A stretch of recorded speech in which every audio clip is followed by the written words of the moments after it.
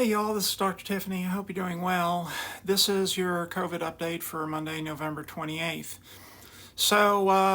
Once again, here are the maps. Last week, this week, or the most recent week.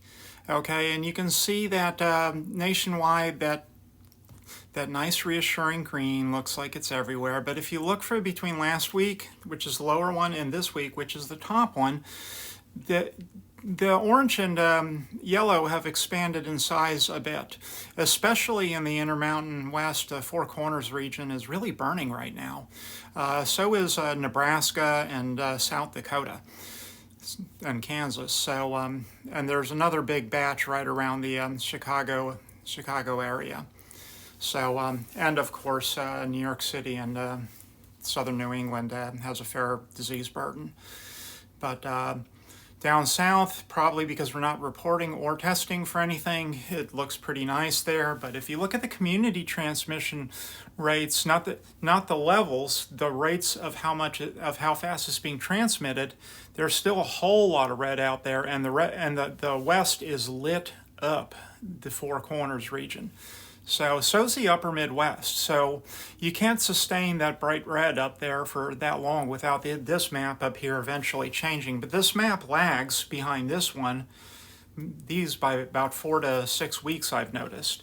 And the very bottom is the week before, and you can see that the yellow was more yellow, which is pretty good, was widespread the week before. It's got a lot more little fires springing up in the south as well. So the south's in trouble as well. I cannot overstate the importance of keeping an eye on what's going on in China too. They're having historic protests right now. That is going to lead to some form of lockdown being taken off, plain and simple. Otherwise, they're going to have riots and true civil unrest and a threat to their rule, which they will not abide. So they may all crush the protesters, but they're also probably going to have to let their guard down too, as far as the lockdown, which is good because people shouldn't be like welded into their apartments. But the thing is that is going to trigger a massive COVID wave. Their healthcare system is probably going to collapse, and we have a good chance of seeing a new variant come out of that. So we need to keep our eyes on that very closely.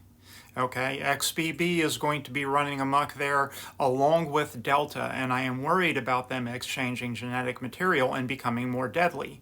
That would make a nightmare variant that bypasses all immunity and is deadlier than Omicron. I love you. Stay safe.